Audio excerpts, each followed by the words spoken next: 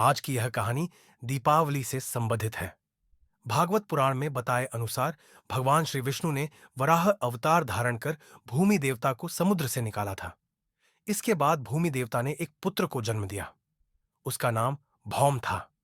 पिता एक परम देव और माता पुण्यात्मा होने पर भी पर भौम क्रूर था। इसीलिए उसका नाम भौमासुर पड़ गया।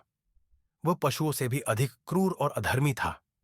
जैसे जैसे उसकी आयु बढ़ रही थी, वैसे ही उसकी क्रूरता भी प्रतिदिन बढ़ती गई। वह सबको नरक जैसी यातनाएं देता था। उसकी इन्हीं करतूतों के कारण ही उसका नाम नरकासुर पड़ गया। नरकासुर प्रागज्योतिषपुर ज्योतिषपुर का राजा था। उसने ब्रह्मा जी की घोर तपस्या करके वर प्राप्त कर लिया था कि उसे कोई देव दानव मनुष्य कोई नहीं मार सकेगा। कुछ दिनों तक तो नरकासुर अच्छे से राज्य करता रहा, किंतु कुछ समय बाद उसके सारे असुरी अवगुण उभर कर बाहर आ गए। उसने इंद्रदेव को हराकर उन्हें नगरी से बाहर निकाल दिया। नरकासुर के अत्याचार से देवतागण त्रस्त हो गए। नरकासुर ने वरुण का छत्र, अदिति के कुंडल और देवताओं की मणि छीन ली और त्रिलोक विजयी हो गया।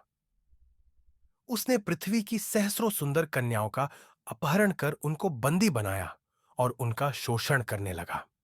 नरकासुर के अत्याचार से त्रस्त हुए देवराज इंद्रदेव द्वारकाधीश भगवान श्री कृष्ण जी के पास गए।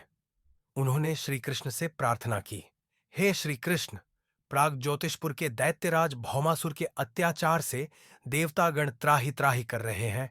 क्रूर भौमासुर ने वरुण का छत्र, अदिति के कुंडल और देवताओं की मणि छीन ली है। वह त्रिलोक विजयी हो गया है। भौमासुर ने पृथ्वी के कई राजाओं की अति सुंदर कन्याओं का हरण कर उन्हें अपने बंदी गृह में डाल दिया है। प्रभु, अब आप ही हमारी रक्षा करें। भगवान श्री कृष्ण जी ने इंद्रदेव की प्रार्थना स्वीकार की। वे अपनी पत्नी सत्यभामा को साथ लेकर गरुड़ पर सवार हुए और प्राग ज्योतिषपुर पहुंचे। वहां पहुंचकर भगवान श्री कृष्ण ने अपनी पत्नी सत्यभामा की सहायता से सबसे पहले मुरदैत्य और उसके 6 पुत्र ताम्र, अंतरिक्ष, श्रवण, विभासु, नभस्वान तथा अरुण का संहार किया। मुरदैत्य का वध हो जाने का समाचार सुनकर भौमासुर अपने अनेक सेनापतियों और सेना को साथ लेकर युद्ध के लिए निकला। भौमासुर को देवदानव मनुष्य नहीं मार सकता था, परंतु उसे स्त्री के हाथों मरने का शाप था।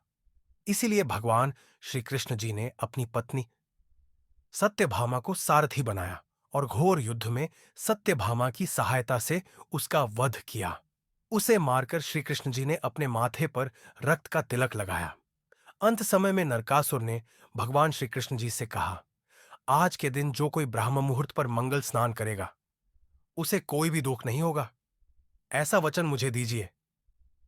भगवान श्री कृष्ण जी ने उसे वैसा वर उसे दिया। इस प्रकार भौमासुर को मारकर भगवान श्री कृष्ण जी ने उसके पुत्र भगदत्त को अभयदान दिया।